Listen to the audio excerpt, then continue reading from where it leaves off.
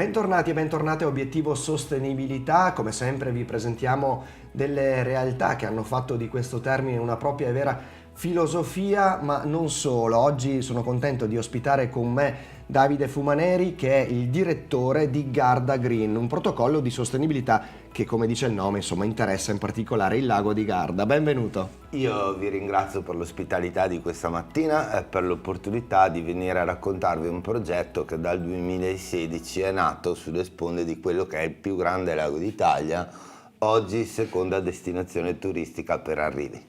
Diamo uno sguardo proprio al sito internet, qualora insomma ci fosse la voglia di approfondire, chiaramente dopo questa nostra conoscenza online, basta andare su gardagreen.org.it, insomma, e qui si trovano tutti i riferimenti di questo progetto che, come diceva Fumaneri, nasce nel 2016.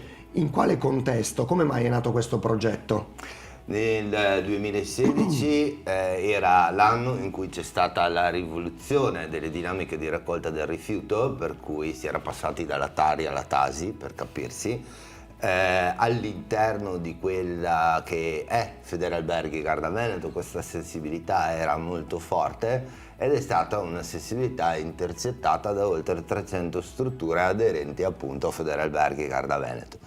In quel momento, quindi, all'interno del circuito delle aziende aderenti a Federalberghi Garda Veneto è stato fatto un percorso di formazione proprio sulla gestione dei rifiuti che ha fatto spiccare una consapevolezza importante da parte degli imprenditori dell'acqua, quello di cercare di mettere in essere tutta una sorta di buone azioni e interventi anche onerosi per andare a rispettare quello che è il lago di Garda, non intesa solo come una fonte di reddito in quanto i nostri albergatori. Il tessuto sociale del lago di Garda è connesso col tessuto imprenditoriale e quindi anche questo certo, abbiamo un unicum importante. Le persone non addette ai lavori potrebbero chiedersi cos'è un protocollo di sostenibilità e quindi cos'è Garda Green. Proviamo a spiegarlo in parole magari semplici, proprio per arrivare dritti al concetto. Allora, Garda Green nasce nel 2016 come protocollo ecologico, oggi è un protocollo di sostenibilità. Cos'è un protocollo ecologico di sostenibilità? In gergo un label. È normalmente costituito da un marchio rappresentativo di un insieme di aziende che rispettano dei parametri espressi da un documento tecnico e con una etica che viene normalmente espressa da un disciplinare.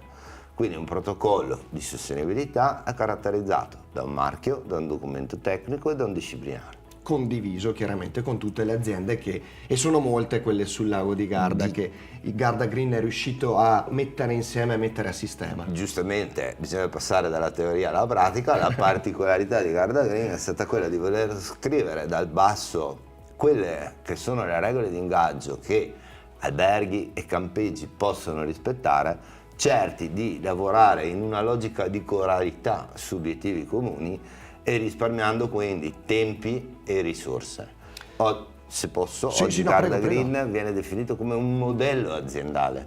Queste sono le nuove dinamiche, in quanto tutte le aziende che tendono alla sostenibilità devono adottare un nuovo modello di sviluppo. Garda Green l'ha già scritto e l'ha reso sostenibile non solo da un punto di vista ambientale, ma proprio da un punto di vista operativo, per tutte quelle aziende che si affacciano sul bacino gardesano e che sono campeggi o ristoranti. Assolutamente. Campeggi o alberghi. O alberghi. No, dicevamo, e tutte queste strutture chiaramente trovano spazio all'interno del vostro sito, qui vediamo alcune di queste, tra l'altro una rete molto fitta che va appunto passa dalla sponda trentina, quella veronese, strutture anche nella sponda bresciana. Dicevamo un protocollo condiviso che genera quali fattori? Perché oggi siamo qui per parlare appunto a obiettivo sostenibilità di questo tema e si parla sì di sostenibilità ambientale, ma c'è anche molto di più. Secondo assist perfetto. Allora, il dato di fatto è quello di pesare sempre prima quelli che sono gli interventi o l'adozione delle buone pratiche. Fino a ieri si parlava di protocollo ecologico, di ecologia, di sostenibilità ambientale. ed è un termine oggi molto normato dalle ISO, nel 2000 ISO, le normative certificazioni. nel 2016 quando siamo partiti c'era un protocollo di riferimento, poteva essere Ecolabel, poteva essere la ISO 14001, non faccio altri riferimenti tecnici per non arregliare nessuno, ne abbiamo parlato, ma insomma, era una cose. base tutta legata all'ambiente. Oggi si comincia a parlare anche di altri aspetti di sostenibilità culturale, sociale, economica.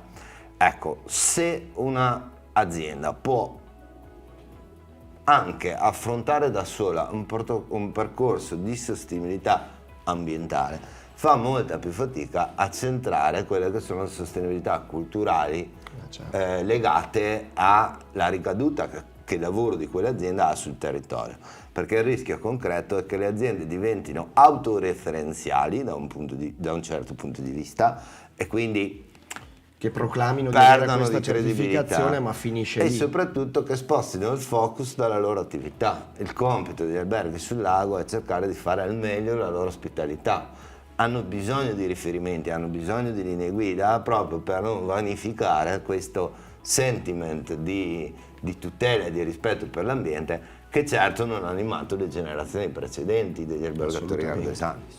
Tra l'altro ci teneva a dire che queste buone pratiche devono necessariamente anche uscire dalle strutture, cioè l'obiettivo di Garda Green è quello di coinvolgere in una sorta di messaggio che si diffonde anche tra i turisti e non solo, davvero sostenibile, quindi date modo anche di ampliare il raggio d'azione. All'interno delle noiosissime normative questa cosa viene definita come obsolescenza programmatica del progetto, però la logica è un progetto di sostenibilità non si può fermare dentro le porte di una struttura ricettiva, deve continuare fuori in base attiva, come la chiamiamo noi, quindi cercando di coinvolgere il proprio turista, il proprio ospite in quelle che sono le buone pratiche che la struttura ricettiva adotta, ma cercare anche di indirizzarlo al di fuori delle mura della struttura ricettiva verso comportamenti o scelte che possano premiare le piccole realtà locali, una mobilità sostenibile.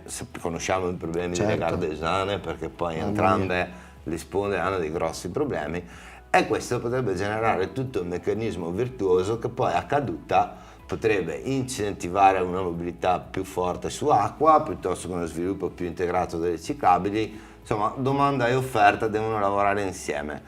Quello che sento di dover dire, nati nel 2016, è che se nel 2016 avere un protocollo di sostenibilità o green, per brevità, era qualcosa di qualificante della propria offerta, oggi l'evoluzione rapidissima che ha questo settore, dall'effetto Greta in avanti, fa sì che non avere una politica di questa natura sia squalificante nei confronti del consumatore.